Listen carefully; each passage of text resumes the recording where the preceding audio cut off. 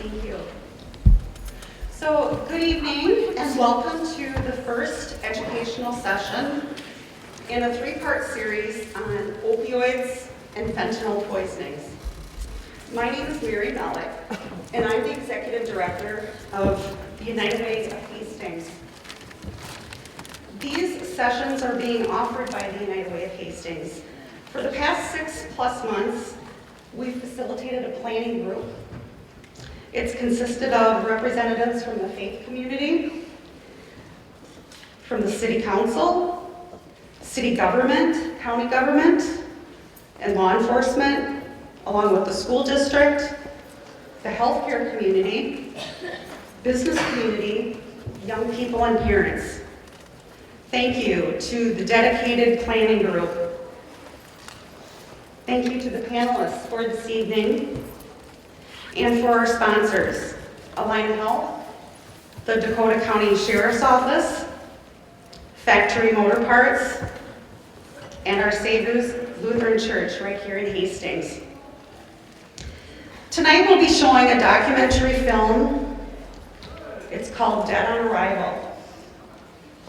This documentary has difficult content. It's about 20 minutes long, and then we'll have a discussion with the panelists listed in your program. The panel discussion will be facilitated by lifelong community member Mark Zuzek. Thank you, Mark. There will be an opportunity for questions during that discussion. We welcome your questions.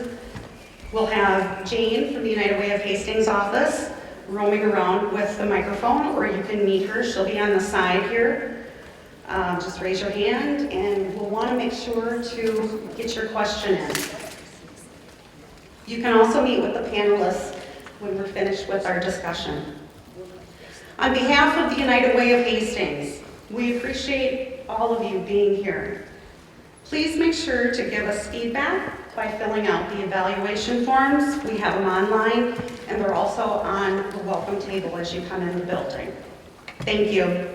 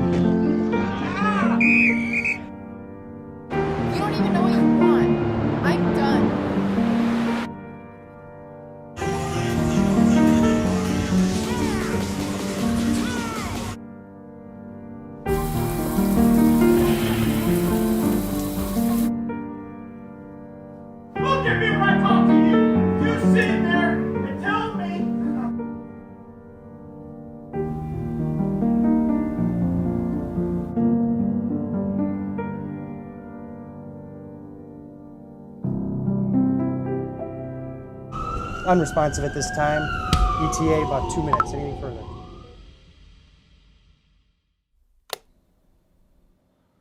My name is Dominic Tierno.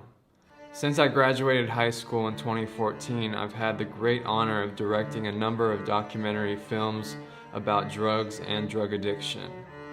Our mission is to revolutionize drug education by telling real-life stories that motivate young people to make one of the most important decisions of their life, and that's the decision to not use drugs. 2020 was the worst year for drug overdose deaths that we have ever seen. In the beginning of summer in 2020, I came across this article. A 14-year-old kid from a town I grew up in had died from what appeared to be a drug overdose. He's a smart, funny guy who, like many kids, was struggling with some anxiety issues and decided that he would turn to drugs to see if he could help himself with that. What happened was he went and bought this pill, this Oxycontin pill, from a guy he had known because he thought that pill might ease the pain of what he was going through mentally. Well, he didn't know it, but that Oxycontin pill wasn't a real Oxycontin pill. It was a fake pill. It looked just like the pill that he wanted to try, but instead of Oxycontin, it was made with fentanyl, a synthetic opioid known to be 50 to 100 times the strength of morphine. That one pill he took that night killed him almost instantly, and his mom found him dead in his bedroom the next morning. Before I can even finish that article, I'm scrolling through and I see another linked article. Not far away, around the same time, another 14-year-old dead from fentanyl. So then I go back to Google and I type in fentanyl deaths. I hit search, and then it all made sense. I saw another kid, and I saw high school students, college students, young adults, all recent, all over the country, all dead from fentanyl. And so I'm looking at that and I'm saying, these aren't just normal overdose deaths. These people think they're taking one drug and turns out they're being killed. Why have we not heard about this? It's a drug 50 times more potent than heroin, and doctors say just touching it can send you to the emergency room. We're talking about the synthetic opioid fentanyl. The first time I heard about fentanyl was my sister busting in my house being like, don't touch anything in his room, it's fentanyl.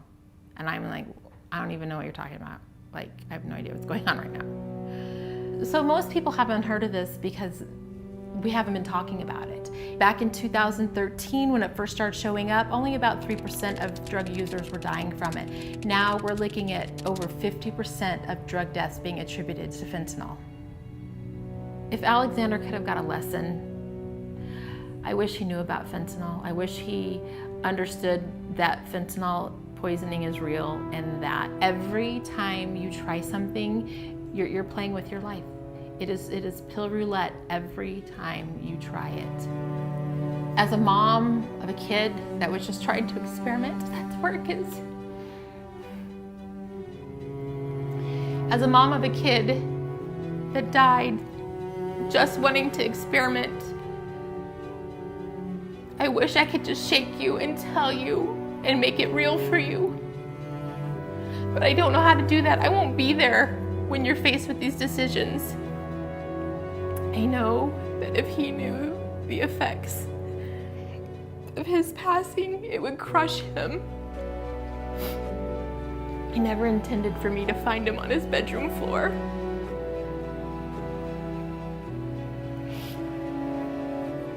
He never intended for his dad to administer CPR, trying to save his life while we were waiting for the paramedics. Even his 12-year-old sister wanted to run in there and try to help do CPR, but I held her back. Alex didn't intend for me to see him wheeled away on a stretcher and put into an ambulance.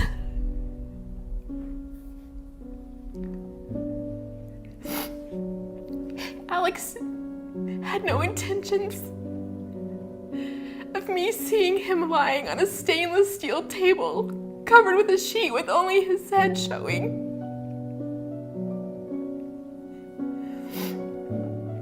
Alex had no intentions of me knowing what it felt like to kiss his face for the last time. The images that I'm left with of that day replay in my mind on a regular basis. Please do not put your family through this. And please, please, please, I beg of you, learn about fentanyl now.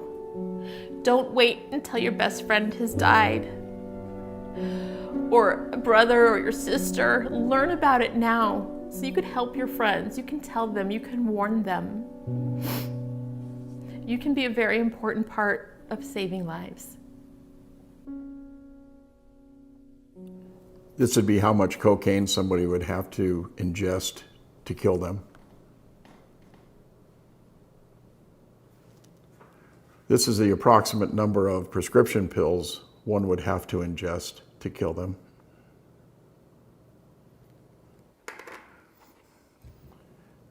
This is the amount of heroin the average person would have to ingest to kill them.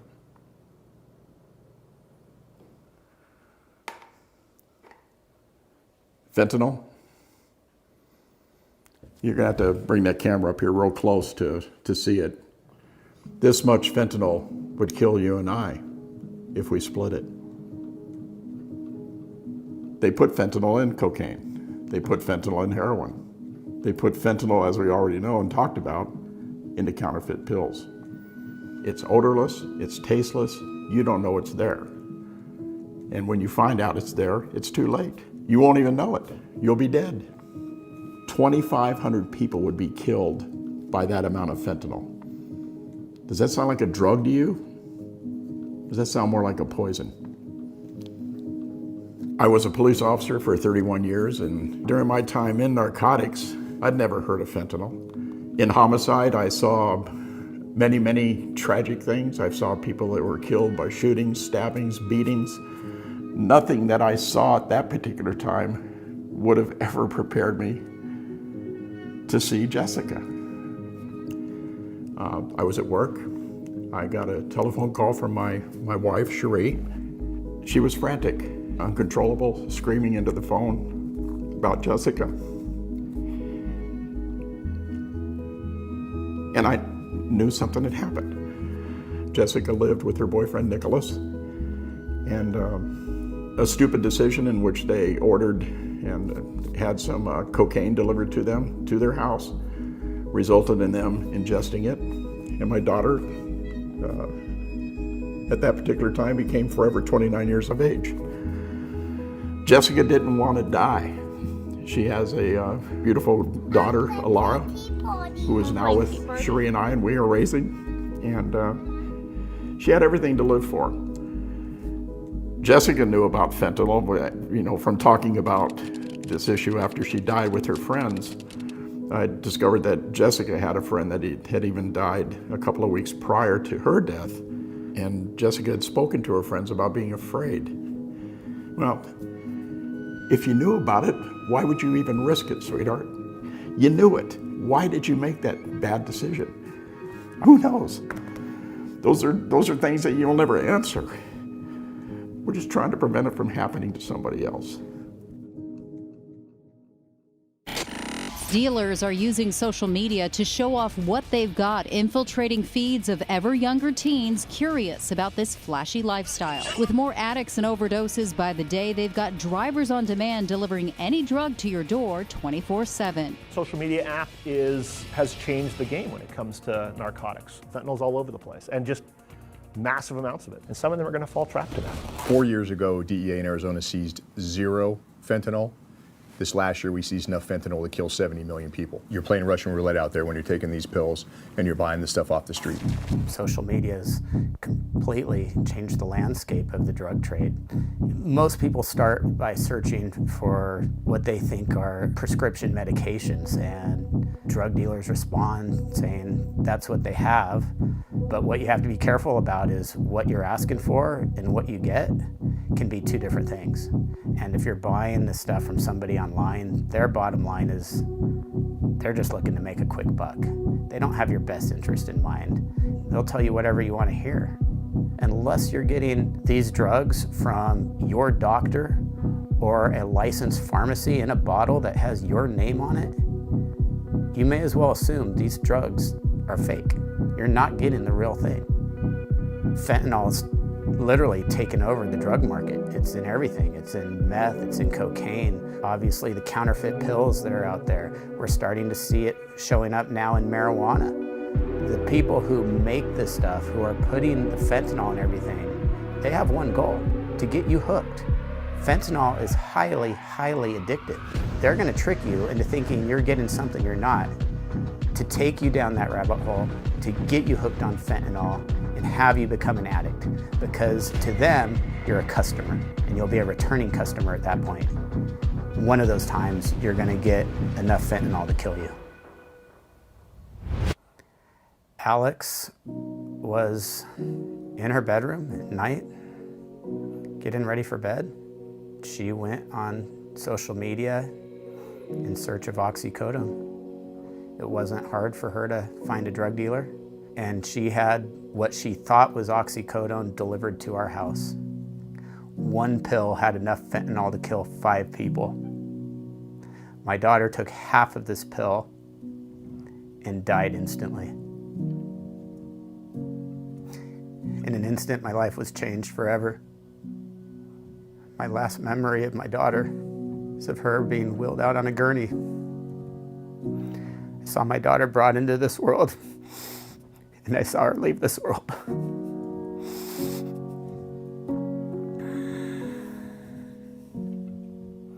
I have 4 daughters and a beautiful wife. Every time we take a family picture, I don't see who's there, I see who's missing. It's an odd feeling to looking forward to dying, because you know that's when your heart will be made whole again. Alex would have never wanted this. Don't do it to your parents.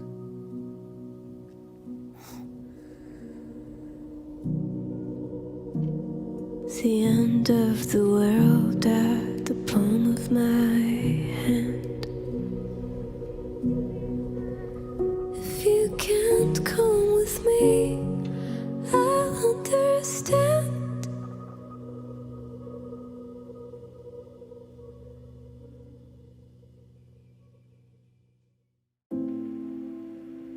It was March 31st, and that evening was one of the most special evenings we had had in a long time. I told him to come downstairs, that I wanted to hug him. I don't know why.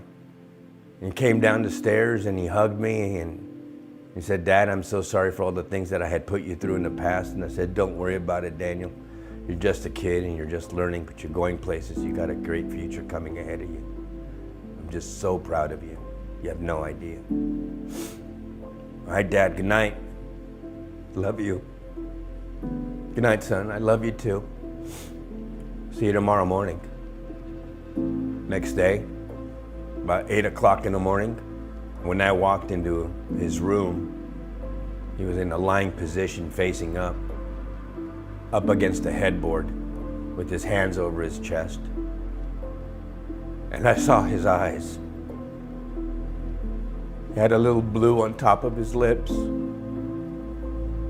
I screamed at the very top of my lungs, "Daniel! Daniel! Daniel!"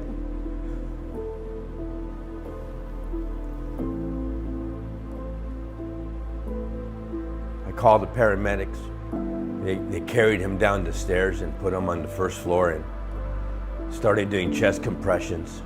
And then they took him to Los Angeles Children's Hospital, where we were put in a waiting room. And later on that evening, a team of doctors came in. And they said, "Your boy is just a shell of a boy that he was before. He's not coming back." My only child.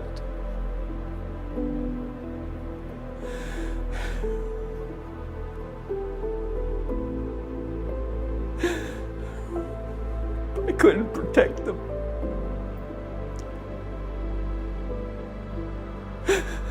I couldn't save his life.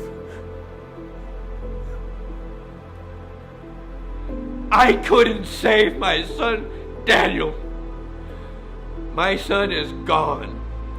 It wasn't supposed to be this way. He was supposed to graduate from high school this year. If you love yourself, if you respect yourself, if you love life, you have a choice. Because it is between life or death. This is no joke. You can and will die. How do I know this?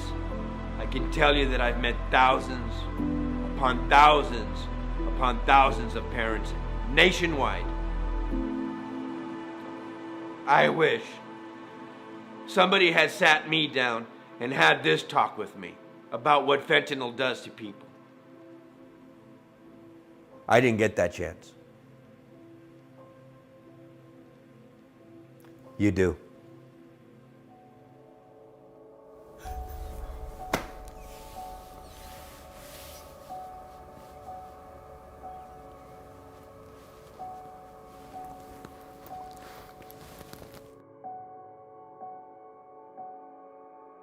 You know, there's always been one main problem with the films that we make, and it's the reason why we try to keep them as real and as relatable as possible. People just so commonly think that it will not happen to them. I'm talking about great people, nice people, cool people, intelligent people with big plans for the future, big potential.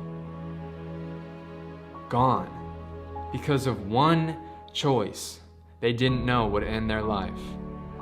Fentanyl is coming for anyone and everyone. So the most important message that I can give to kids, to teens, young adults, anybody, is the same old message we've heard time and time again, and that's to really get serious about not even trying a drug. You see, back when we first started, I was telling kids not to use drugs because you might get hooked, you might get addicted. Now there's not even time for that. Now it's don't try a drug because you might actually not wake up tomorrow. You might actually not get another chance. One choice is all it takes. If you don't believe that, I guarantee you, at this point, there was someone very similar to you who wished they could be here right now to look into the camera and look into your eyes and say, don't do it. Please don't do it. Please, I wish I wouldn't have done it. Don't do it. Don't risk your life. So my question for you is, are you going to listen? Or will it be your family and your friends holding your picture, wishing they could have been there to tell you?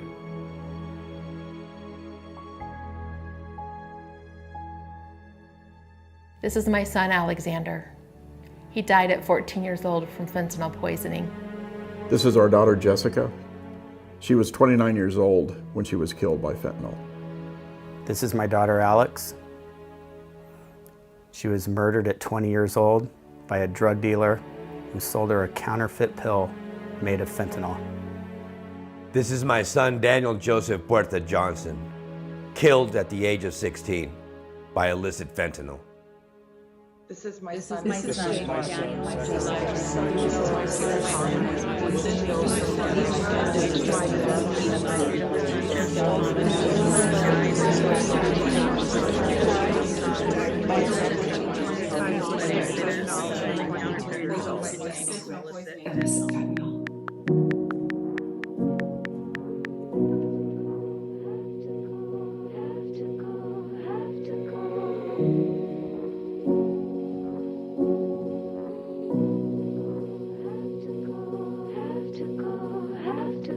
The end of the world at the palm of my hand.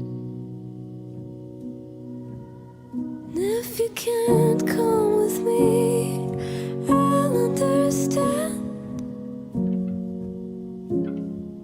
I'll understand.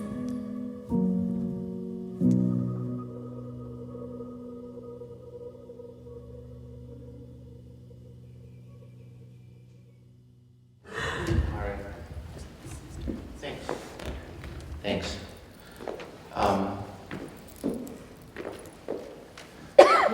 So my name is Mark Suzik. Welcome, and I'm so grateful that you're here.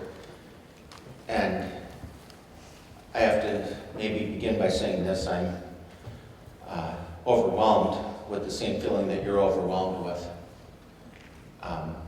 We can hear people crying, and we can hear people struggling with their own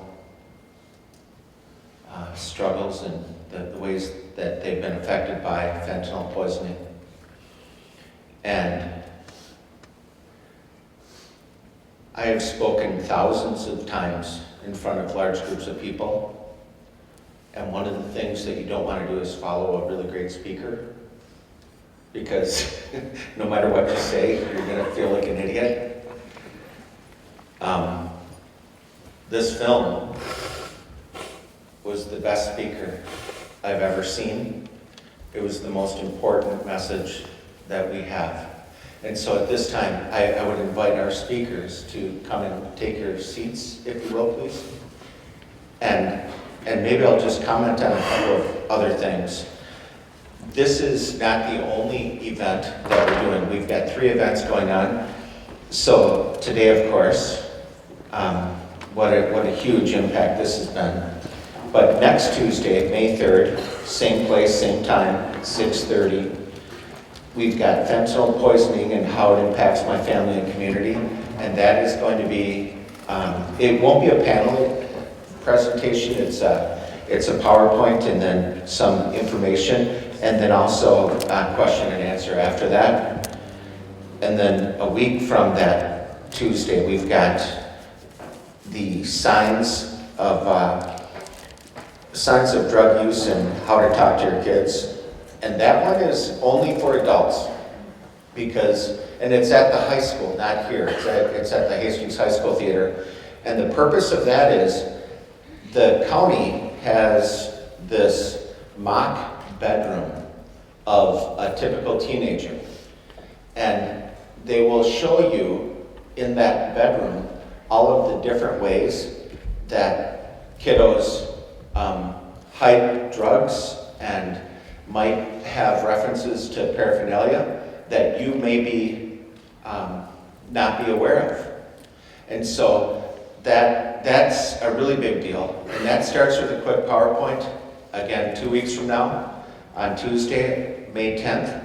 And then you actually come up on stage and you walk through and hear and see that. And I just want to thank all of our partners today. And I hope that you'll have a chance to, if you didn't already, to visit the booths out in front. And so, anyhow, without further ado, what I will do is we're going to begin with everybody just telling them about you and how they are affiliated with, whether they're law enforcement or they're a parent that's been affected by this.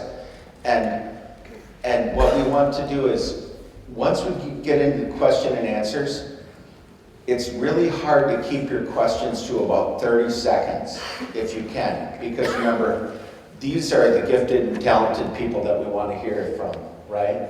And so, if you are ready to present or ready to ask a question, what I ask of you is that you can keep your questions as succinct as possible. And Jane, where are you? I bet you're someplace out there and I can't see you.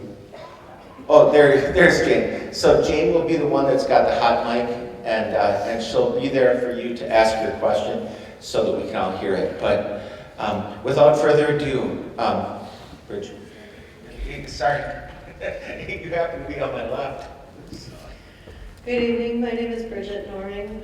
I'm a resident here in Hastings. I lost my son Devin Noring. He was 19 years old to a counterfeit pill that he and a friend purchased off of Snapchat. That counterfeit pill turned out to be 100% pure fentanyl. We had no idea what fentanyl was, how it was got, what it could do. So everything that we know about it, we learned after the fact. There's a lot of feedback.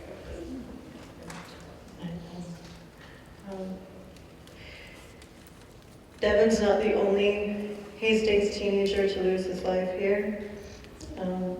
We've lost several of them in the last 2 years. Natalia, she was 19, and Tyler was 19. And there's also several adults that followed along the same road. And it's devastating. I wish that we weren't here tonight, but in order to help save somebody else's kid, loved one, family, we have all come together tonight, and I'm grateful for that. Hi everybody, my name's Amy Neville, and I've come to know Bridget through our shared tragedies. I'm the mom of Alexander, who was talked about in the film. Alexander was only 14 when he died. Something I think that's really important to his story is that Alexander actually came to us about 36 hours before he died and said, hey, I wanted to experiment with Oxy, something's wrong, I need help. That's the short version of the story. That following morning, I called the facility for help, and they said we needed to call you back. That night, he took the pill that took his life. His time of death is 9:59 a.m. on June 23rd, 2020. The phone call from the treatment place came in at 10:03 a.m. on the same day.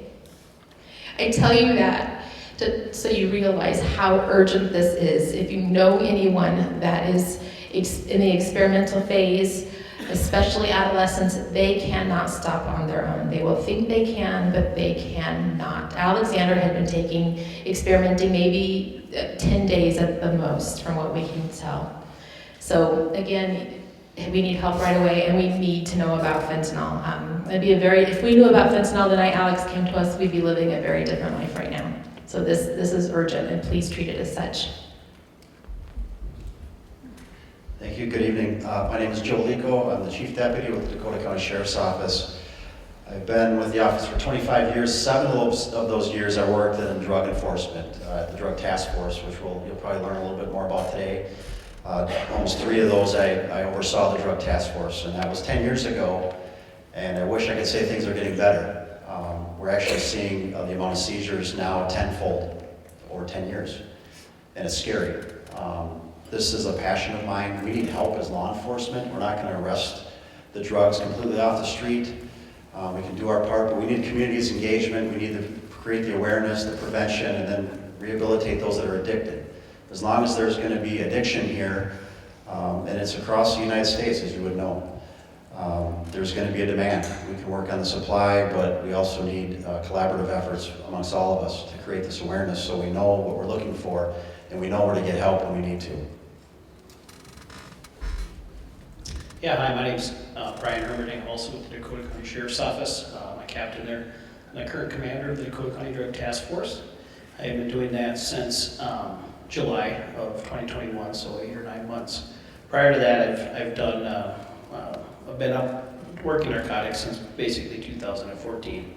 So yeah, we're working with United Way here with the last few months on kind of putting something together and trying to raise awareness because, you know, as law enforcement, I can probably speak for all of us up here, you know, we're tired of going to overdose deaths and you know, we mourn right along with the community when something like this happens. So, you know, this is a first great step in, you know, raising awareness, at least here within Dakota County, and we're hoping it continues.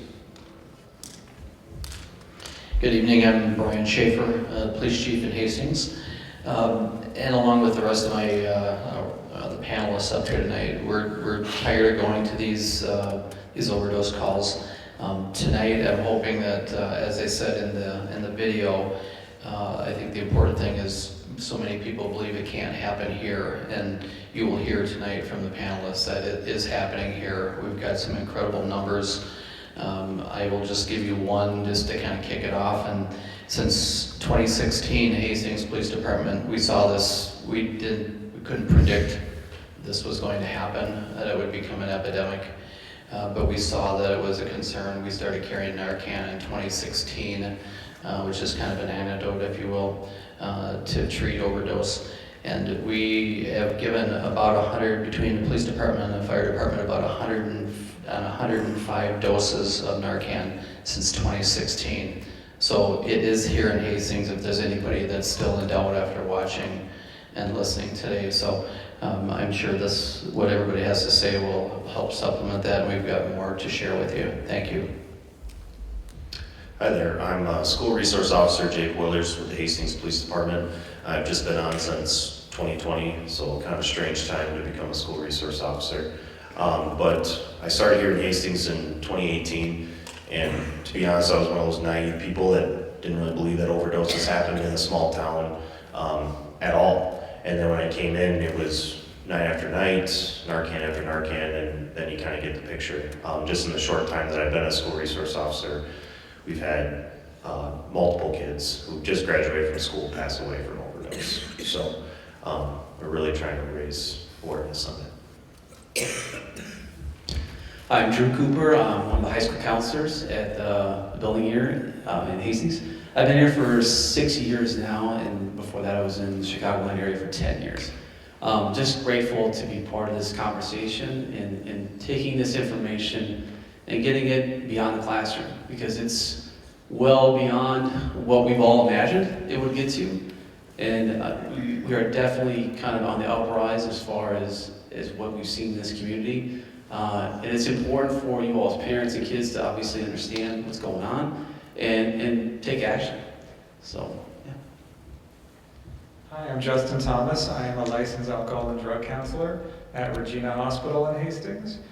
I see patients in the emergency room and on the med-surg unit, and I'm sort of the gateway to kind of a welcoming, forgiving, more empathetic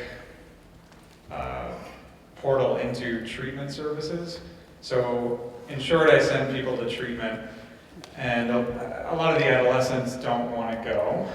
So I try to do a little bit of education and build a rapport before they get the services that they need. So yeah, I'm here because I know a lot about adolescent addiction treatment resources in Minnesota, and how to work with insurance to help get funding for that, and also to be a voice for kind of what happens, well, first what happens to your body physiologically, people that use substances enough to end up in the hospital and be kind of a repeat visitor to emergency departments and hospitals. That's late stage addiction, and so it causes a lot of health issues. And I just want to build awareness for that, for prevention, and also that there's hope that you can have a really nice, normal life after you've said goodbye to the substances forever. You can build a really nice life without needing any intoxicants. So I'm here to answer any of your questions about treatment and addiction. Thanks. And Justin's also involved in some of our future sessions. Again, you know, we want to hear as many voices as we can. I'm going to ask you to keep any questions that you might have as brief as you can, maybe 30 seconds or less if you can be succinct. Jane's over here, and she'll have a mic to, here, I'm going to give you this one, Jane. If you do have questions, I can come to your location, or if you want to come down over here and wait 2 or 3 in a row, that might be easier than trying to get to the far reaches. That's a good idea. And let's just kick it off with a question that's come up from a lot of different, each of our panelists have sent us a couple of questions for us to consider. So here's one of the questions. It really has to do with the grieving behind this. And this really, Bridget and Amy, the grieving behind this is, of course, it's not just you, it's a family affair, it's the siblings, it's the children, I cringe to put you on the spot, but if you will, just talk about that and how things have changed. Everything's changed. My daughter, Haley, we're gonna welcome our first grandchild next week. Devin will be here. Super excited, but it's overshadowed. Devin won't be here. He was really good with the little kids, his cousins, loved him to death. And it's just really hard knowing he's not gonna be here for these last chapters of my life, my husband's life. Eden just had a birthday. Kane just had a birthday. They don't want to celebrate it anymore. There's just nothing, I mean. Eden just turned 14, and that was very triggering for me. I did not share that with her because I did not want to plant any seeds, but a couple weeks before her birthday, she came to me and she said, "Can I just skip this birthday?" And I told her, "Sure. Do you want to be 13 or do you want to be 15? Like, let's work it out." And we talked about it. You know, she just didn't want to celebrate. She didn't want to think about it. And then that's kind of triggered this wave of her grief that she hasn't experienced before. She feels that it's unfair that she gets to be 14 and her brother got to be barely 14, and in about another 10 days she'll officially be older than him, and that is a hard hard thing to think about when you're 14 years old. She is very lonely. You know, she's surrounded by adults now. That best friend that she was supposed to have the rest of her life isn't there, and she recognizes that. And it's a big conversation. But, you know, we do our best every single day to make sure that we're having that conversation when she's in the mood for it, and getting her the help that she needs, because, you know, some things are beyond what parents can do for their kids. Thank you. And Sawyer, I think I'm hot, except for that you're going to get feedback whenever I talk, apparently. So I'm used to getting feedback whenever I talk.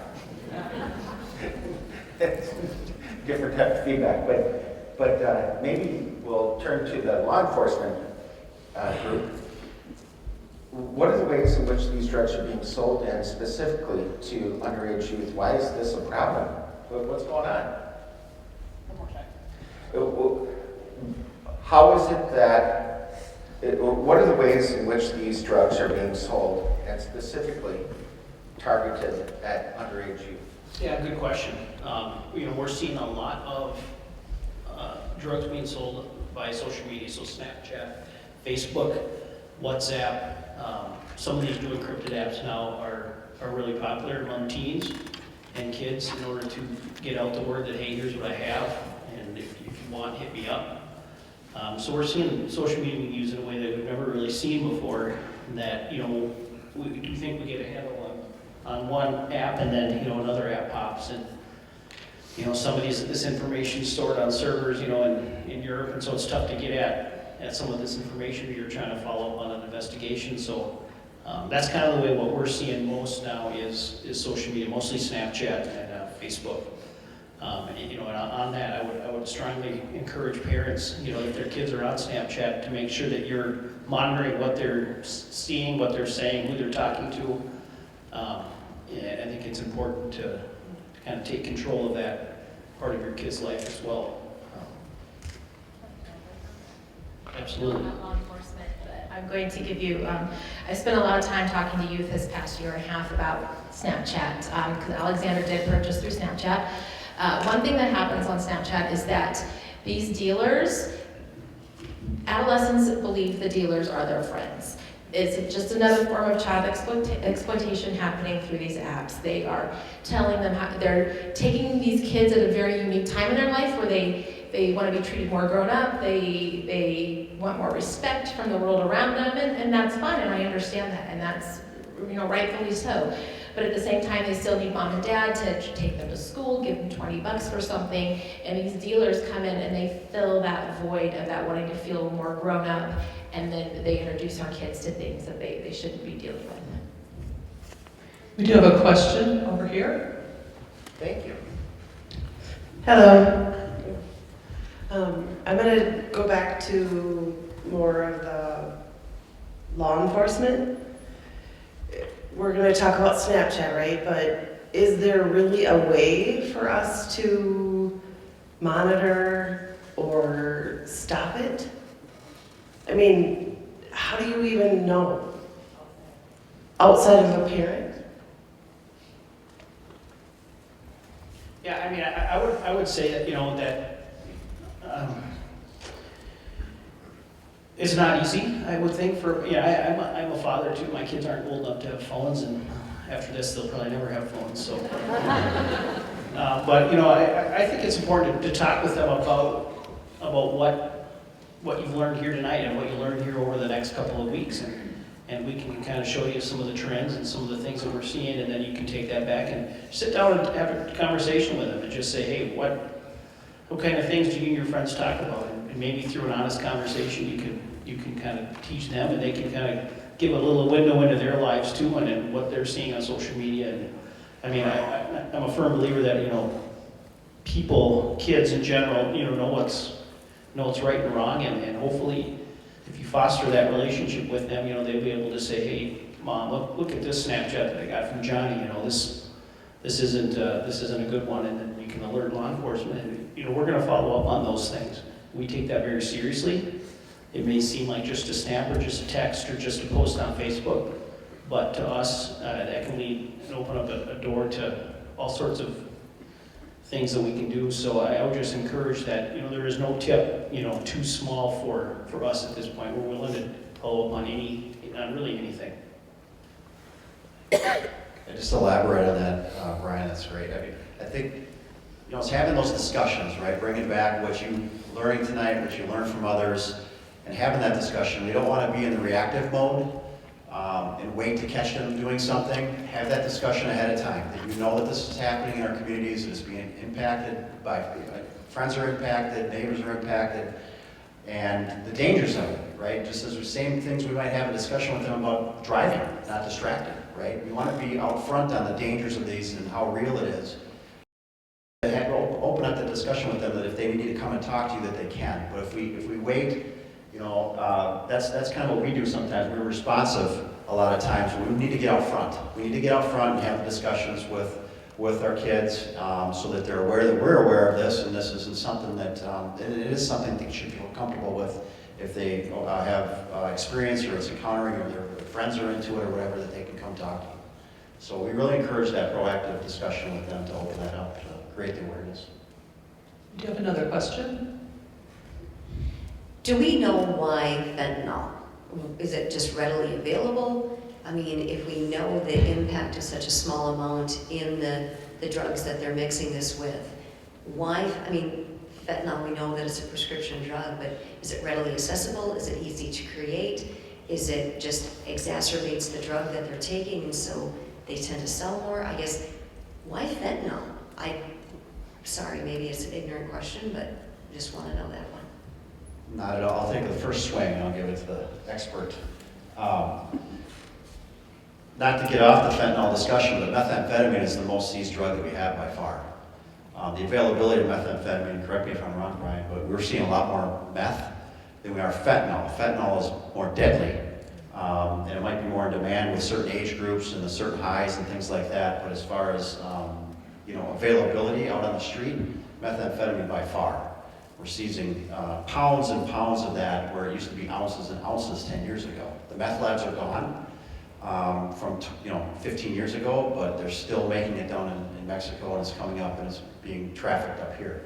But as far as availability of fentanyl goes, and targeting the youth and targeting that certain group to get them addicted, I'll let Brian maybe elaborate a little bit more on that. Yeah, we're seeing, like Chief Deputy Lico said, just to kind of give you some numbers, last year, the Dakota County Drug Task Force seized about 11,000 fentanyl pills.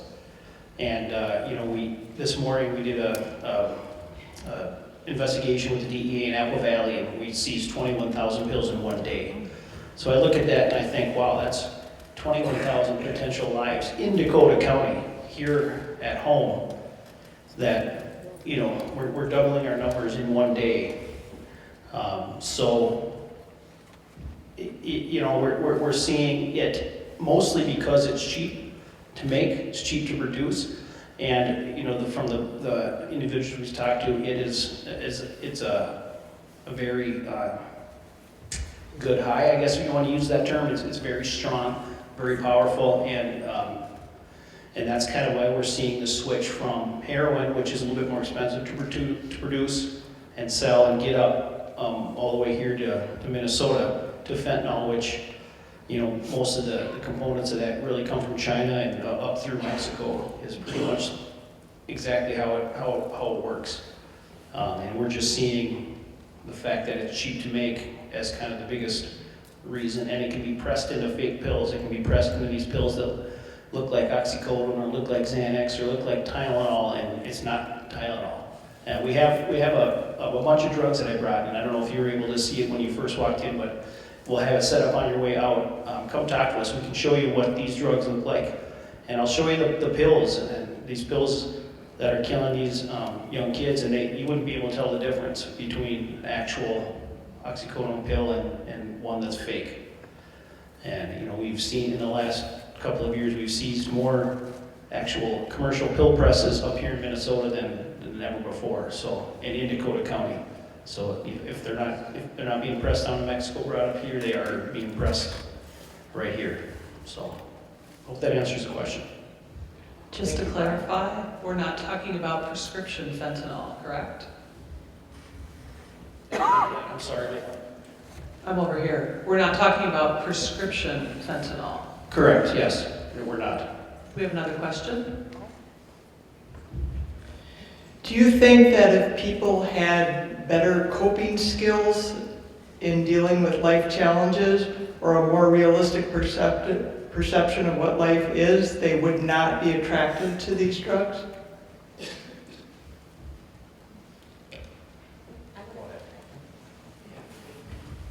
We've become a society of overprescribed people, and so kids see that as very normal. And also as a society, we've come to accept that kids are going to have an experimental phase.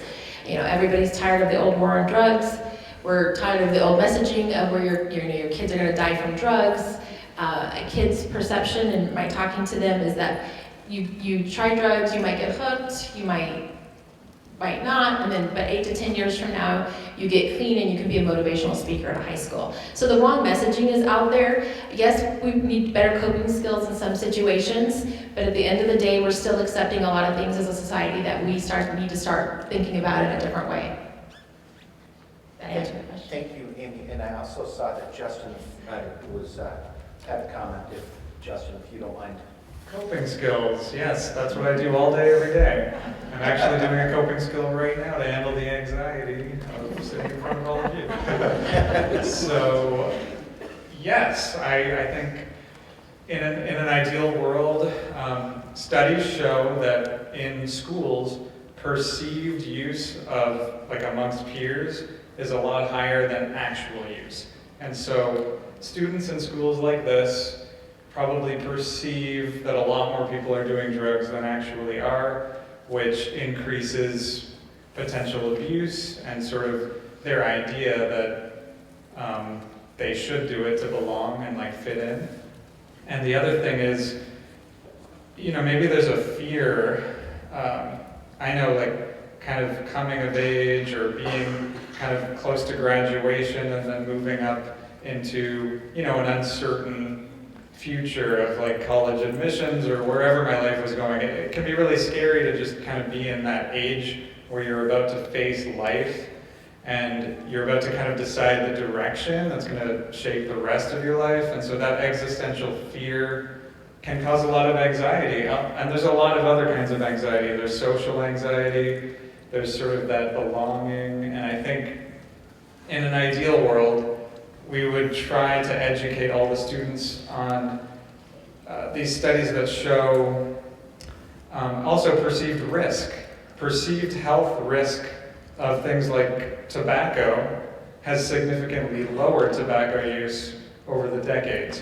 Perceived risk of things like marijuana, they perceive it to be less risky now, so the use has gone way up, even though it's just as risky to your health. All these things cause all kinds of major health consequences. And I think the biggest one, and kind of the most fatal to your life and the joy and the pleasure in your life, is that it takes away the pleasure of the rest of your life.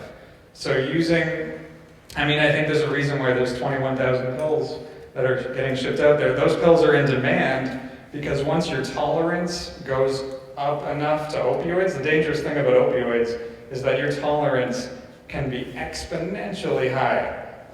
And if you have a really high tolerance, you're looking for the more potent stuff. You're looking for the fentanyl. And so that, once you've experienced that kind of pleasure, there's something in your brain that's kind of broken. It's like a pleasure button that you have pressed too hard. So it dims down the pleasure of everything else in your life. That's why it's so addictive. It's the only pleasure left that they can reach for. And as soon as they stop reaching for it, they'll enter into these really painful withdrawals. And so it feels like there's no way out once you have gotten stuck in that trap. And once your tolerance is high enough that you can take some of these fentanyl pills and not die. And the people at most risk are the people that have never used them, that have no tolerance. So, yeah, I think learning natural coping skills to cope with life without intoxicants, to enjoy life, to kind of relax around people in social situations, to be able to socialize and just sort of loosen up around people without intoxicants. I think that would be that would be something I would probably push in schools for mental health, to be able to prevent this kind of slide into using intoxicants for almost all social situations or celebratory situations like a lot of people do. Thanks. Justin, I'm going to ask you to keep the microphone down at that end for the next question. And that is that one of the things that we've come to learn in writing a grant for the United Way of Hastings, we're hoping to get a grant for, I think it was $125,000 if everything works out, and if we're awarded it. We're really working on that spirit of collaboration among and between agencies in the community. And your comment about the perception of youth and what they think and feel and believe really rings true, because one of the things in that grant application is that it follows the Minnesota Student Survey. And a couple of the key things are, how do my peers perceive the importance of not using drugs? How do our parents, what are our parents' beliefs? How clear are those? And then just in the broader community. And my bigger point in bringing this up is that as parents, as grandparents, as aunts and uncles, as loving members of a person's family, making sure that your children know that you're concerned about their health and you want them to not be using drugs is important. And related to that, I'd like to hear from Jake and also from Drew about, what's going on in the schools and how are we, because that's going to be a natural question, right? So what are we doing to combat it from that proactive perspective? So Jake and Drew. Sure, yeah. Happy to kind of comment on some of the things we have in place in the school to kind of, I don't want to say counter, but just kind of help kids. At the kind of base level within our curriculum, we've got actually 2 courses that students are required to take: our Health 9 course and our Health 10 course. Within that course, Health 9 covers, it's a large unit in substance abuse, and I know for the past couple of years now that we've really increased information about fentanyl in general.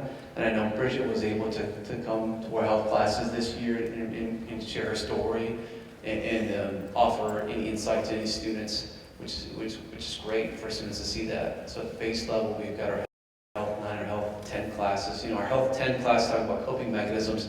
That one really covers a lot of mental health and suicide and things to prevent that and work on coping mechanisms. So at the base level, that's what we have. Obviously we've got additional support at the school.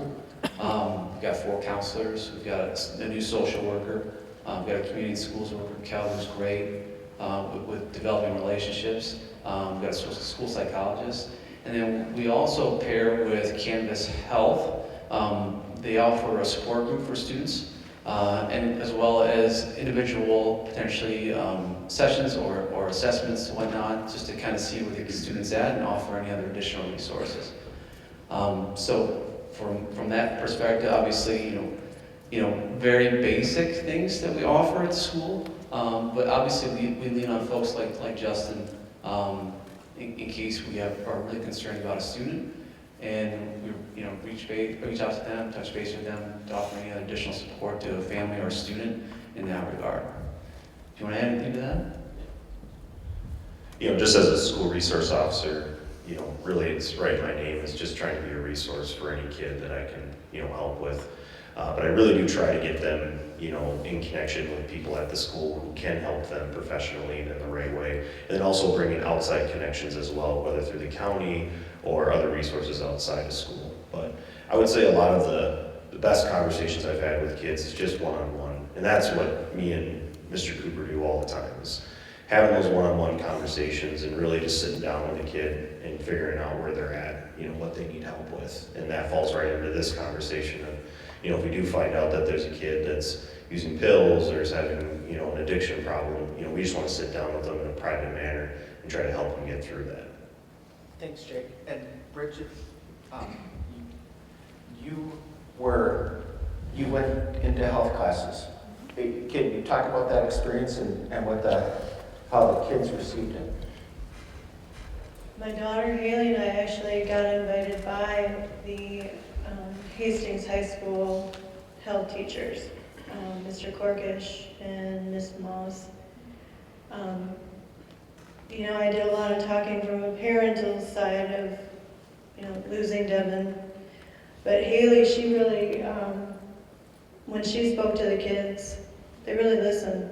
It was coming from, you know, a voice that they can relate to. Because I'm, at the end of the day, I'm just a mom. I can get up there and they just, you know, I got a mom at home, blah, blah, blah. But Haley really, she really, it was quite the experience, you know. She had to get these cookies before we left the house, and I was, we're gonna be late, and she handed out these cookies, and she put stickers at the bottom of the plates, and those who had a sticker, she asked to raise their hand. Those that raised their hand, she just bluntly said, you know, I just killed you, and I don't care. That's the same type of logic those responsible for my brother's death used. I don't care. I don't care that you have family. I don't care that you have siblings. I don't care you have hopes and dreams. I don't care, because my next round of buyers is coming, and that really resonated with these kids.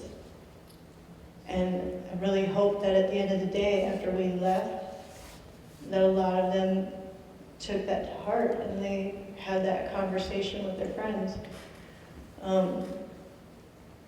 It's a struggle with even Devin's friends. You know, they come to the house and they look for him. Some of them are going through problems right now in life and they don't have that person. You know, it's these kids. You know, Amy and I, we're tired of meeting parents this way. I mean, we have families that came from Farmington, families that came from Mankato. This is not just a Hastings problem. This is all over. Amy came from California.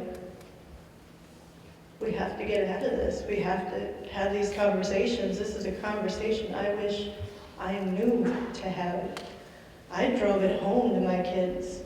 Don't do drugs. Stay away from drugs. Oh my God, meth is around. Stay the heck away from meth.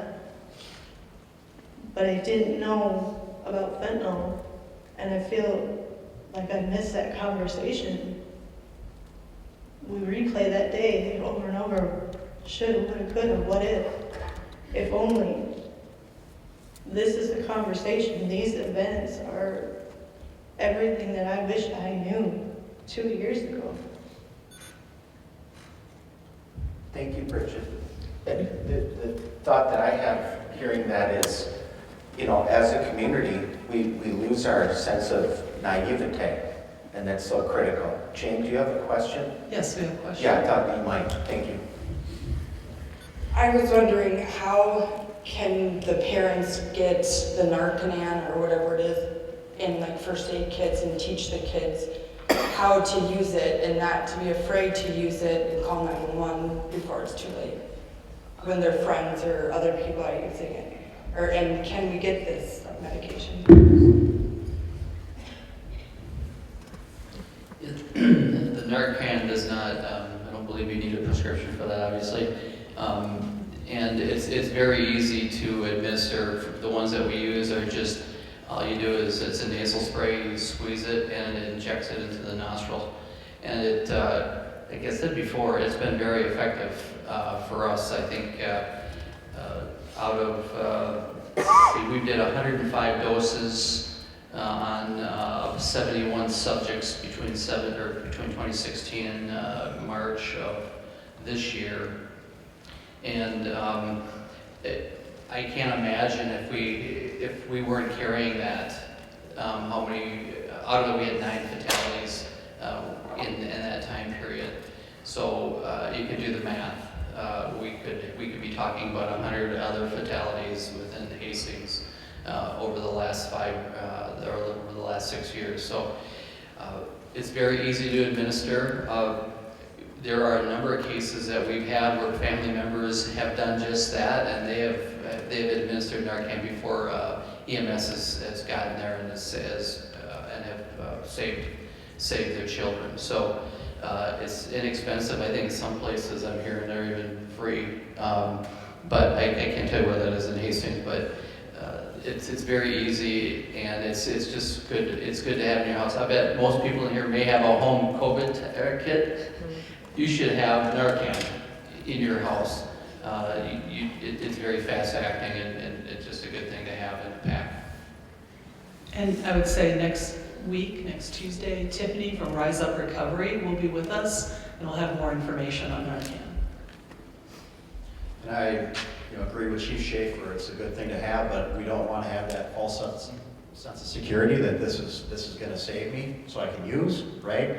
In Dakota County, in 2021, there were 15 fatal overdoses since March of 2021. 3 of those, Narcan was used. It depends when you get to the person, obviously, but with that said, Minnesota had the same stats overall. 550 fatals, 100 times Narcan was used. So it's 1 in 5 are still dying with Narcan being used. So don't have that false sense that go ahead and use as long as you got Narcan and a buddy with you. That's not going to solve anything, right? I'm not saying that was suggested, but just know that it has been good for us. It has made a lot of saves, even in our own jail. When somebody's coming in and they maybe ingested something before they came in, we have Narcan there as well, and I know it's been successful on our street as far as our patrol goes. So it's a good tool to have, but don't have that false sense of security, like you're still playing that, that Russian roulette or Russian pill, I guess, when it comes to whichever, you don't know what you have. These pills, they don't have milligrams on them. You know that's a 500 milligram of acetaminophen. Like, Brian was talking a couple weeks ago, you could have 5 pills, these 4 are fine, first 2 or whatever, you're not going to get high, but that last one will kill you. You don't know what's in there, and you don't even know how effective Narcan's going to be with that. So I just caution that. It's good to know it's there and to have it available, but just know it's not going to save every life. We have to get out in front. We have another question.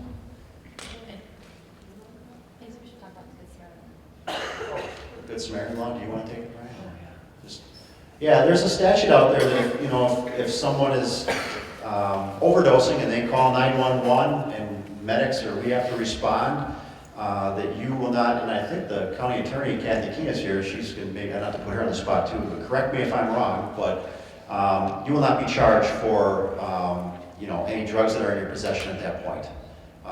You're trying to save someone's life. You have immunity from those charges of having drugs in your possession, because what we were seeing before that law was people wouldn't want to call because they're afraid that, well, the cops are going to come and they're going to see the drugs and I'm going to get charged, so they're trying to save the person on their own and maybe don't have the Narcan or the ability to do so. So that law allows those that call 911 with someone that's potentially overdosing immunity from being charged. We have another question. I just have a question. 14. So you guys mentioned that in the high school, it's 9th and 10th grade that we start these conversations. 8th grade, 9th grade? We've been having this conversation with Alexander since 1st grade. Alexander came home from the first drug prevention week at his elementary school, and was curious about drugs. And like, tell me more about what it does to my mind and my body. And I realized he's a unique example to that. But that conversation, as he grew older, grew more and more mature. And again, we literally just did not know about fentanyl. We had watched the Adams ruin everything on drugs. We had watched everything the school sent out. His dad and I knew we were going to have a problem based on what happened in 1st grade, and we were really doing everything we could to try to stay ahead of that problem. And marijuana came along, and that became a huge issue, and we were combating that all the time. And again, fentanyl just was not on our radar because no one was talking about it at the time. Right. I didn't know about fentanyl until this past month, but I have a 1st grader and an 11-year-old. And so my question is I had DARE, and I know that's not a thing anymore, but if 9th grade might be not, I'm just a mom. Well, Alex didn't make it to 9th grade. I'm just wondering, in the schools, I'm just a mom at home where, I'm talking about it, we're an open book, I'm talking about it with my 1st grader, but is there anything in the middle school that we're starting these conversations, that we're working with these kids at these young ages. I mean, I'm talking about it at home, but my neighbors might not be. Sure. I don't know what you guys are doing here. I know I myself have been touring middle schools and high schools. I either show the film or have clips from it along with other information. You know, the trick here, and if anybody has a really great idea, come see me. I've got some funding. We can work on this together. We have to get to that 8 to 11-year-old group. That's how we're going to break the cycle. But I have no bright ideas. 8 to 11-year-old, they get to, wear cowboy boots to school to give drugs the boot, wear pajamas to dream away drugs. We just have been minimizing this throughout their whole lives to the point to where it's not a very serious deal. So I will take your bright ideas and we can make them happen. I agree. That's what I feel like. It's not serious. Yeah, it's just like I'm talking to a 7-year-old and I'm just mom. Right. I know you have no credibility. Right. So I'm like, okay, somebody else at first grade, second grade, third grade. Yeah, we got to get them early if we're going to break this cycle, and we have to take it seriously. Thank you, Amy, for that comment. That 8 to 11 is something we really have to be watching for. I'll just comment that at a community level, when we were talking about where do we need to, really resource this, there's another black hole, if you will, between 10th grade and young adulthood. For the ages of 15 to 45, fentanyl overdose has just overtaken suicide as the #1 cause of death. From 15 to 45, fentanyl poisoning has just overtaken suicide as the #1 cause of death. And so there's another gap that we have in our community between those kiddos that are juniors and seniors in high school and the next 10 to 15 years after that. And how can we reach them? Because they are, and oftentimes they are the least engaged with their community because they're just, working through their life. So, but I appreciate your 8 to 14 comment. And Bridget, I think you wanted to say something. When Haley and I went to the high school, we spoke with the 9th graders. And mind you, we know directly of 5 young adults here that have passed. And that's not counting the adults that we know of. These kids want to know. Tell me what it is that's killing my friends. Why is it so lethal? Why is nobody talking about it? Why are they not teaching us this? By the time we get to 9th grade, 10th grade, 12th grade, most of them have already experimented. Some of them have substance use disorders. We have to start getting to them earlier than middle school, in my opinion. I don't know, Mr. Cooper, I don't want to speak to him because, whatever. 100% agree with you. I can't speak specifically on what's covered in the middle school, for sure. Charlie probably, he's a great community member and actively involved in United Way too. He was supposed to be here tonight covering for him, but 100% agree with you. And agree with Amy, love the ideas. I mean, where can we interject this into the curriculum? Where can we offer more resources for kids? Our campus health person also goes to the middle school too. But I think, like you said, that information needs to get at a younger age, 100%. We have another question. Could you walk through with us the source of fentanyl? You had mentioned some being imported. Is it made commercially and getting into the wrong hands? Is it made in basements? What's the source of fentanyl?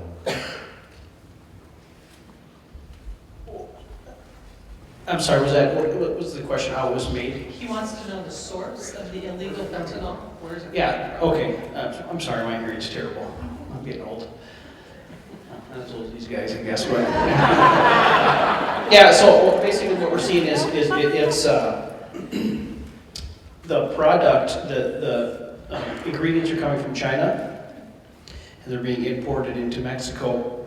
And we have, it's actually kind of interesting, there's some actual industrial labs down there that will make the meth or fentanyl and press them into pills, and then they will be brought up here to Minnesota. Minnesota never used to be kind of a hub But it's kind of a main distribution center. You know, all of our heroin used to come from Chicago, and our meth used to come from out west. But now Minnesota recently, and for many different reasons, has become kind of a hotbed for actually just major hub to distribute actually out to the rest of the United States. So it's typically, it'll come up in sometimes it'll come in like pressed kilo form, so it'll look like a kind of a block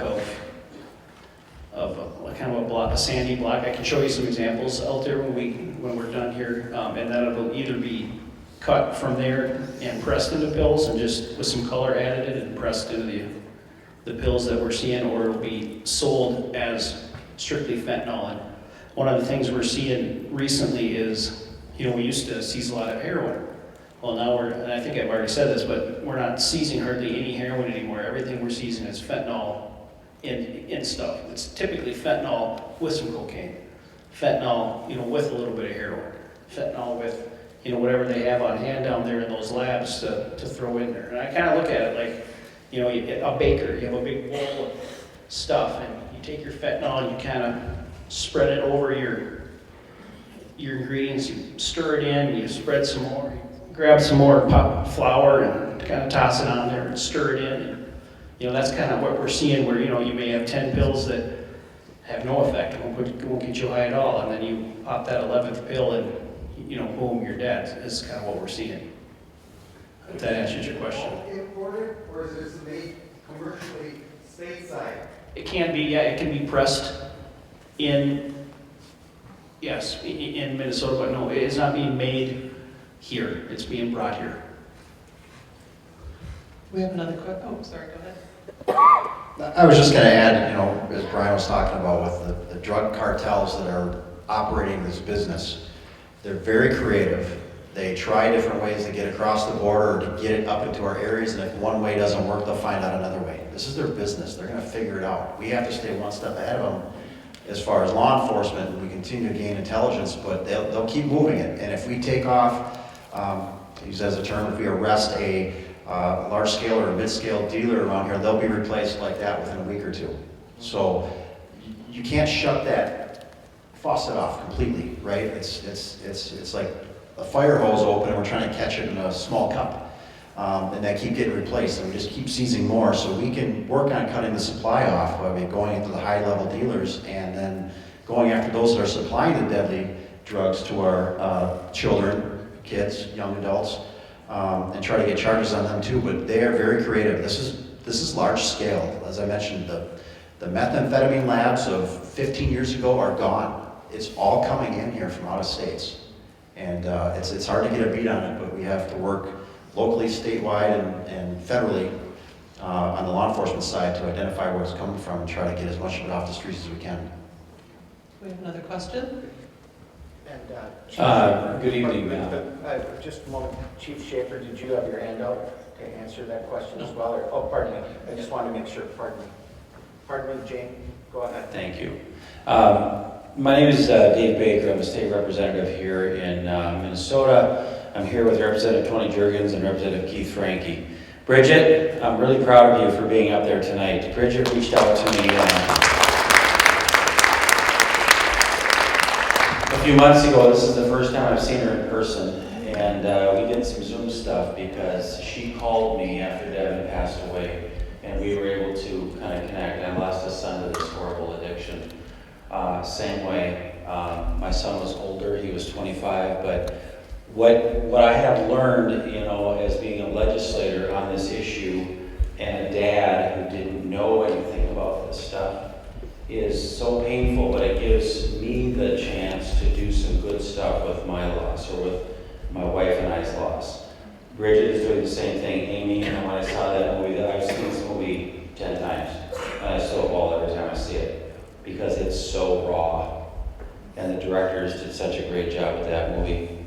So parents, I will just tell you this, there's a lot of things happening in the state. We're trying to get tools to our law enforcement center. Our law enforcement officers are heroes. They risk their life every single day when they go to work, and they are doing some amazing things. Thank you so much. schools are doing some really good things too. They are trying to reach out, but there's not enough of, is it Mr. Cooper's up there? There's not enough of our resource officers. And we need to do more and give more resources to this in our schools, because this is the common denominator that every community has as a school. Whether it's private, whether it's public school, a charter school, but we have to do more to get our tools there. And parents, we are seeing signals with our kids that you will learn if you come to more of these sessions. I can't tell you everything tonight, but if your kids are a little withdrawing, if they're becoming removed from their groups and their cliques, if they're losing a little weight, if something is starting to change with their behavior, it's a signal. If you're seeing things in their bedrooms that aren't the right thing, this bedroom model that you're going to see in a few weeks is really important to see. You've got to find 5 more families to come with you next time. You will learn so much more. And again, I am so proud of the United Way here. I'm from Wilmer. This is where I own a couple of hotels out there and stuff like that. And I've been a legislator for 8 years, but I have been bringing everything back to my community because I am again, I think my pals here would tell me this, I'm kind of the opioid guy in the House of Representatives and in the state, because I just got back from Atlanta, talked to 4,000 people at the RX Summit, and what we're doing in Minnesota, you will be proud of, because we're one of the first in the country that went after the pharmaceutical companies that got them and so many people to take opioids like there was no problem. That started a chain that we are trying desperately to turn off. And we went after them, we got them to pay a much higher fee in Minnesota, so we are giving grants back to community for folks like this to find those grants they're looking for, and we have a way to do that now in Minnesota because legislators worked really hard the last couple of years to do that. So I just want to say, as a dad in recovery of losing a son, that events like this, and I've had town halls around the state, I've talked to middle schools like these folks, you guys are doing exactly the right thing, and to the kids that are here, ask a lot of questions. Don't be afraid to ask anything you want to. We're here to help you, but there are some really bad things out there that want to grab you, and they hold you, and they hook you. Because your brains, when you're young, are not mature enough to kind of really get an understanding of what's going on. I just love being here, but again, I'm so proud of Bridget and Amy for sharing your story, because it's those painful stories that you do that make a difference, and that's also how we heal. It's how we are actually grabbing some kind of reality of how in the world did we lose our beautiful children to this horrible thing, but we have to tell our story. And so keep coming to these things, but grab 5 or 10 more people, and we'll be here afterwards too to answer some questions afterwards too. Can I ask you a question? As a state rep, what can you tell us the federal government is doing to stop this problem coming in from Mexico? Here's a question. What is the state doing to try to prevent this? To get to the Fed. To get to the federal government. Is that what you said? Yeah, because the problem The is federal. coming from Yeah. Mexico. We're not doing enough. And I will tell you this. Well, again, states, we don't have control of the border, but we are doing something about putting pressure on the Attorney General here in Minnesota. We want to know what they are doing to help stop that. The police departments are, again, they have dogs, they have x-ray machines, but they don't have enough of them. And again, I was in Atlanta, this was a huge part of our conversation. It's coming through the mail, and we've got to do a much better job of stopping this horrible stuff. That's a huge problem. And nothing, whatever we do, don't think it's going to stop tomorrow if we had all the tools in the world. It's going to keep coming, they're going to find different ways of coming. Normally it comes over the border in vehicles and cars. It doesn't come in massive semis. Some comes in the mail, but what we heard in Atlanta last week was it's in automobiles, and they're hiding in places you can't imagine, in places they can't find them. But we have to close that border down. If I were paying for a day, we'd be shutting that border down right now. That's what I would do. So, but it's a lot more complicated than that. I just want to recognize Chief Deputy Lico. I think you had a comment. Yeah, I was just add on the federal involvement. For those that don't, not to get too complicated, but we're in a high-intensity drug trafficking area, HIDA. That's a federal funded program. Minnesota and Wisconsin is in that. There are I believe it is 7 counties here in Minnesota, 8 counties in Wisconsin, including Milwaukee, Madison, Eau Claire. I sit on that board. We work with the ATF, the Homeland Security, the DEA. We are in arm in arm, talking about the trends. Where are the drugs coming from? At least on the enforcement side of it, I can speak to that. We are working on this. I know it seems like it's not enough, but like I said, it's a fire hose coming after us. There is a $85,000 PR or promotional awareness that's coming out. It's going to be typically, or most likely through social media, Snapchat. It's going to target our youth. That is going to be rolling out. That's a 6-month promotion that will be coming out soon. You'll see some other federally funded HIDA areas that are getting billboards and things like that. So there is some things that are being done. We work with the federal government, or at least the DEA, Homeland Security, ATF. Brian works with them every day. We can't just work as cities and counties and state. We need federal cooperation. It's crossing borders. So we have to know what's coming up our freeways and where it's coming up. And there are times when we even know when the poppy plants are, we know when the trends are coming. I had one, there was a statewide coordinator when I was up at the drug task force. He says, we're gonna have heroin spike in 2 years, or 18 months, I think he said. I'm like, what are you talking about? Sure enough, we did. So we have intelligence. We just need to talk. We need to share information.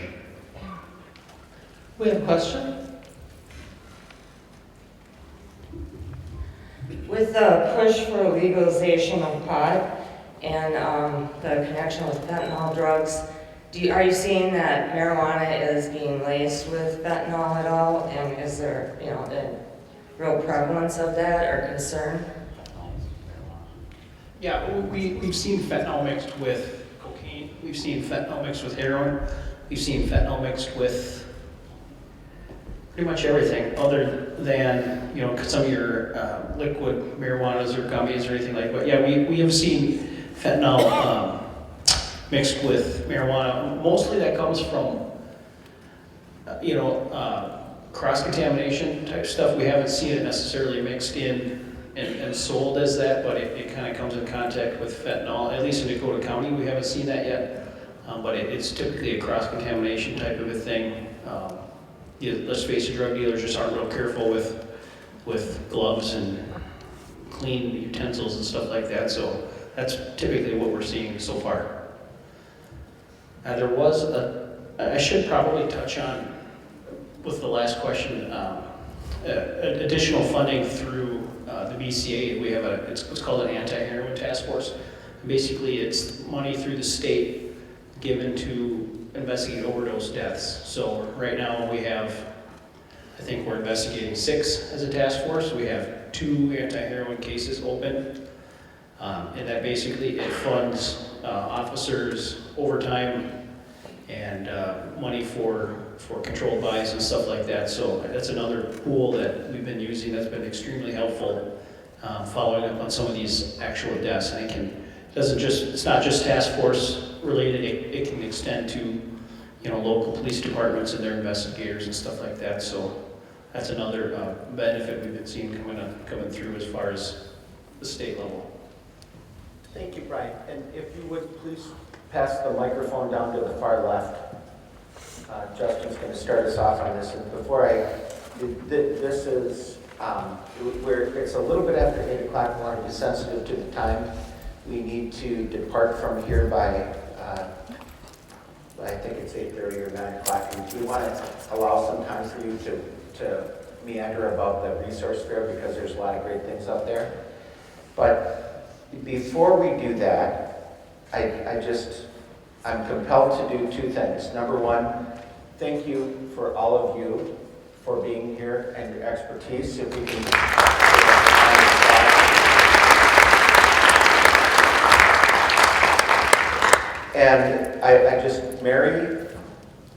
And Mary Miller and Jane Newmiller Boosted, we as the United Way are a resource for pulling people together. That's our magic sauce, right?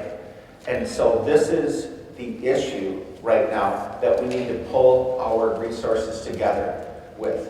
And for you to have recognized that, and for you to have asserted these resources together. I just am grateful for that, and I want to thank you personally and also just as a citizen. And Only because of Bridget. It's Bridget. We're here because of I didn't hear when you say that it was her fault. Amy said, see, it's all your fault. But so it's by design, Justin. Here's what I'm going to do now. We're going to go from far right to near left. And here's what I want you to do. There is a question that you were hoping somebody would have asked, or a comment that you wanted to make sure you made.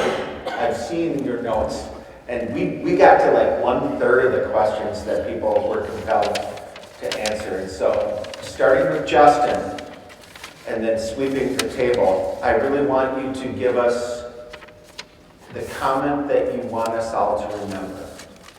And then after this again, there's a resource fair out in front of the lobby. But Justin, if you will, please. Okay.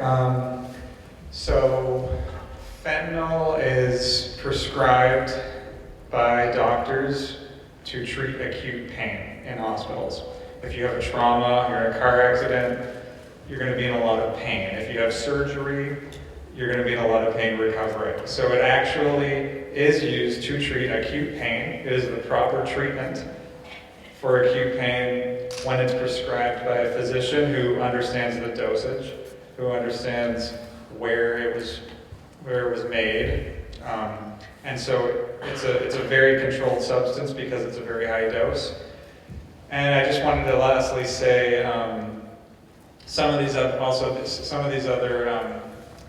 illicit pills are very high potency. The dosages is not controlled, as was stated earlier, and some of the molecules are being created and kind of, it's synthetic, so it's man-made, and it's being created to kind of avoid drug testing. So if your child is testing negative, sometimes it doesn't necessarily mean that they're not using something, because some of these things are not traceable. And addiction treatment is a really healing, wonderful place where you can start a new life and do a lot of growing. And once you recover from withdrawals, you get the sense of pleasure back that you lost in addiction. All the subtle pleasures of your life will slowly come back as your brain heals from addiction. Yeah, there's one thing I definitely want to emphasize before y'all head out tonight, and that's, and the state representative kind of brought it up. If you're noticing something, a change in your son or your daughter, and their normal life has shifted, grades have changed, you're noticing a change in their behavior, how they're approaching things, feel free to definitely reach out to us at the school. Like I said, we've got plenty of support staff. Would be grateful to just touch base with your son or your daughter, just to see if there's anything that we can do to help them, either with, if it's a mental health concern, if it's a substance abuse issue, to get them the resources they need. And just on a personal note, I mean, it's been one of the hardest things in my career to have to tell another student that their friends passed away.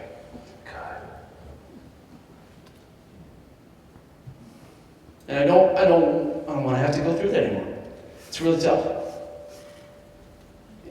And if there's anything else that we can do to get parents involved in those communications with their kids, that'd be great. And reaching out to us and creating a little bit of a bridge. And I think that we've got some great things in place. I mean, United Way has really stepped up in offering these additional information sessions, especially the one about the bedroom is outstanding. I highly encourage you to go see those and definitely soak it in.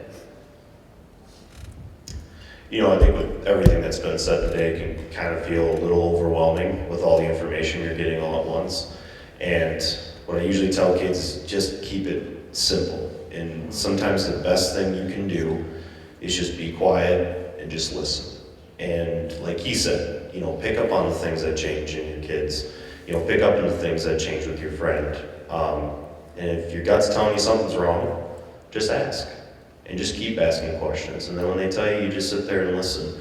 And if there's times where you feel like it's a little over your head, Everyone at the school has my phone number, text, call, anytime.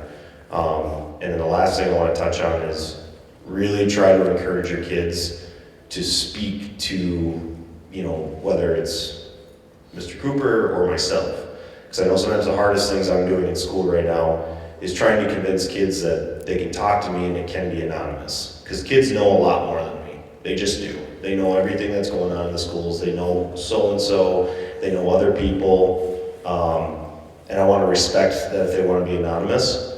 But I also want to empower them and make sure that they feel comfortable doing that. So whatever I got to do, and just really emphasize that to your kids, is that you can come talk to me and the whole world's not going to end. So, because that's another thing I run into. I think you've heard a lot tonight about, you know, drug seizures and how much we're seizing, and we know where it's coming from and such, but Deputy Chief Lico and the commander here, we've talked a great deal.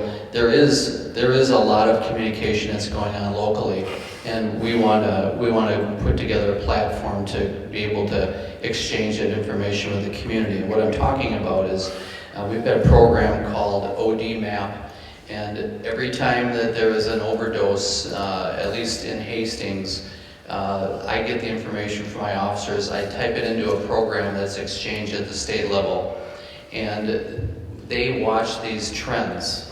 And if they see, let's just say every chief or every jurisdiction in Dakota County enters their overdose data, and there's a spike, we say, hey, we've got a spike in Dakota County. We've had 5 overdoses in the last week.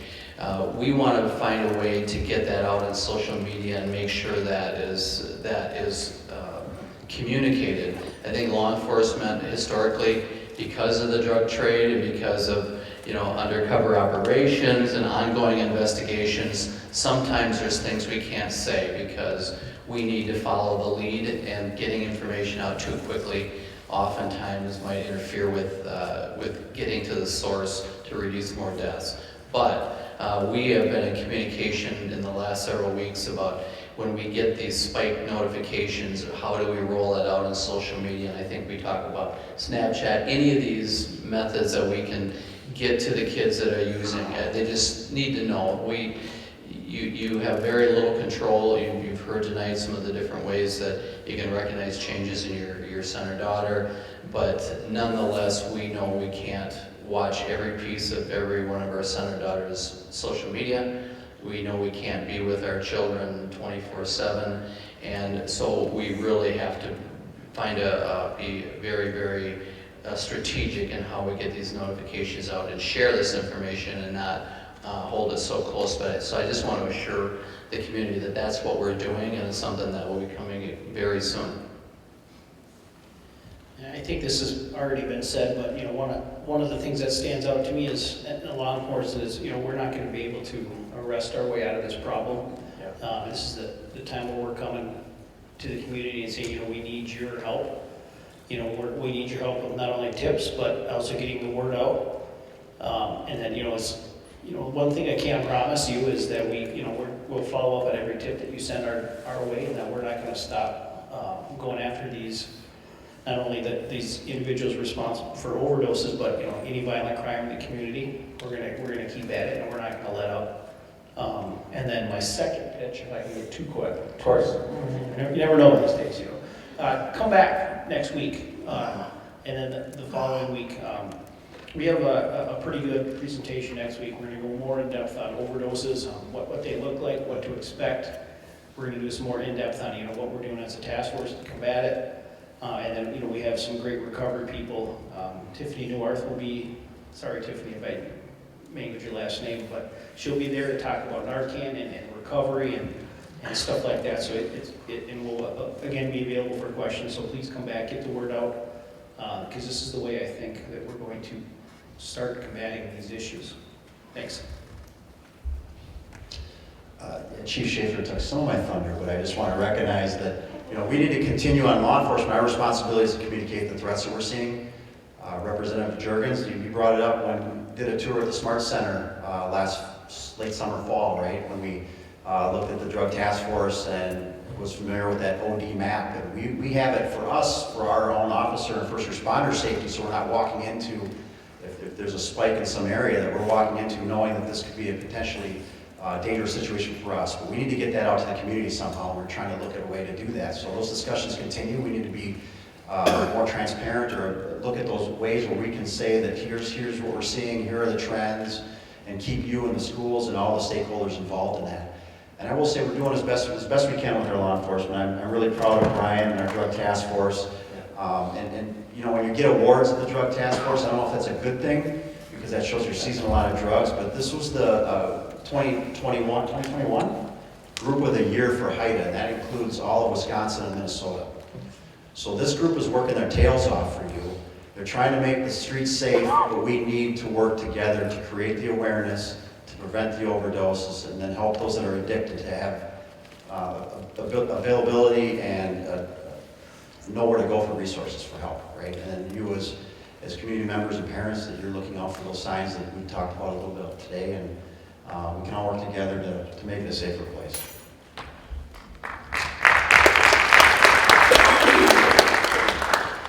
Real quick on the Snapchat subject, I'm sure some of you want to run home to your kids right away and say, hey, give me your phone, we're getting rid of this app.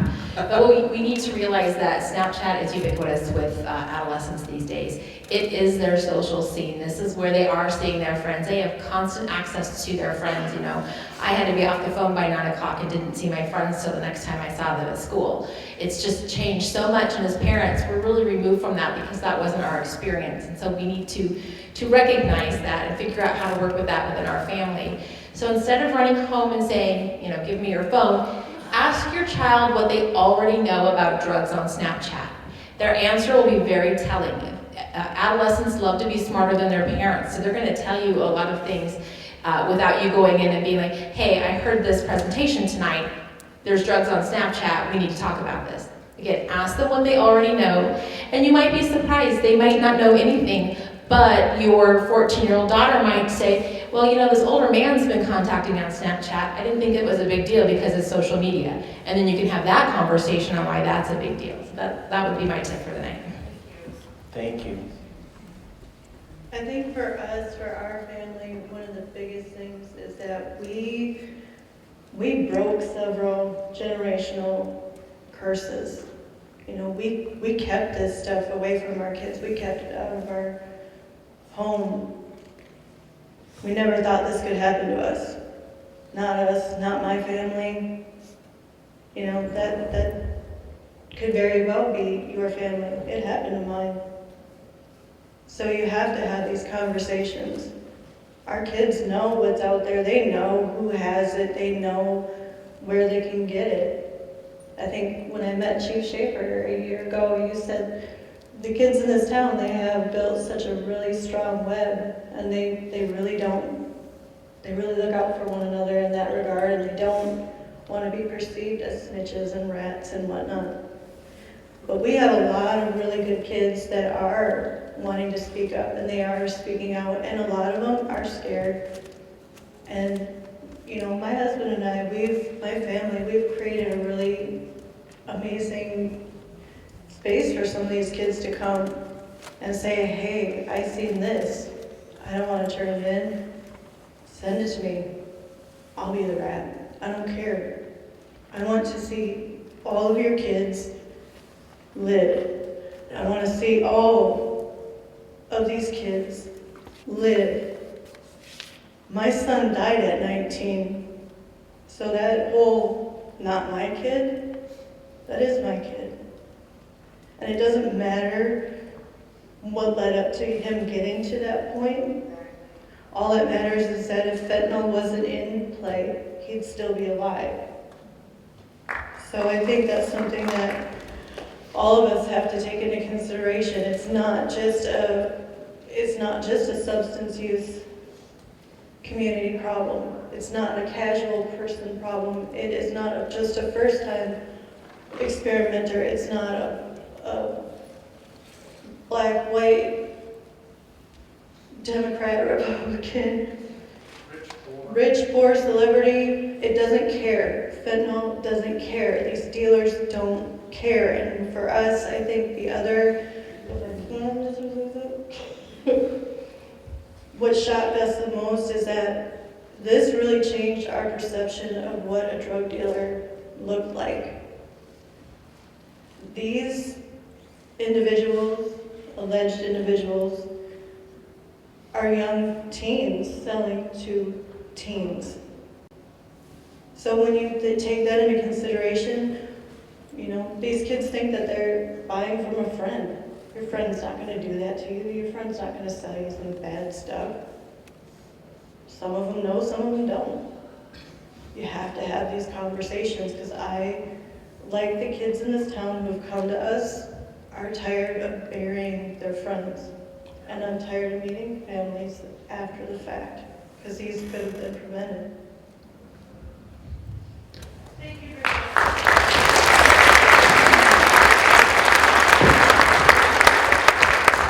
Just a bit of logistics. The panelists will all be up here on the front edge of the stage if you have individual questions for you to ask. Mary has asked me to have all of you go in front of the white screen so that we can take a picture of you before you're available for everybody. So we can have a group of the 8 panelists together to have a photo for the group. And then remember that the resource fair is available. Is Jane, am I right? 8:30? Yes, the resource tables will be manned until 8:30, give or take. We have to all be out here by 9. Before you go, just a couple of quick housekeeping announcements. We do have 2 more events coming up the next 2 Tuesday evenings. Next Tuesday is here. May 10th will be at the high school. If you can pre-register, that helps us out. Many of you did the pre-registration survey, which is awesome. We've got a post-event survey. Sawyer, when they get done with the picture, if you could put that up for us. If you could just take 2 or 3 minutes on your phone and answer that very quickly, it really helps. Well, actually, we can take the photo over here if that's all right, and then you can project the... As soon as you're done, you can let that roll. We have a lot of resources on our website, and we've been working with Helping Kids Succeed for the last 8 years. And we have a quarterly meeting, our Helping Kids Succeed Community Partners Coalition. That's where all of this came about. And any of you are welcome to join that and to come to those meetings. Please just make sure we have your email address. Anything I forgot, Mary? And this took a team of people. Many of them are up here, some are in the audience. A real team, a real collaboration. Thank you to everybody, and thank you all for being here. Let's go right over here to take that picture so that we're not in the way of the survey. If you will, please come over here. And then you'll be available to answer any questions that people might have. Thank you all for being here. As I think it was, one of the panelists said, bring 2 or 5 more friends next time.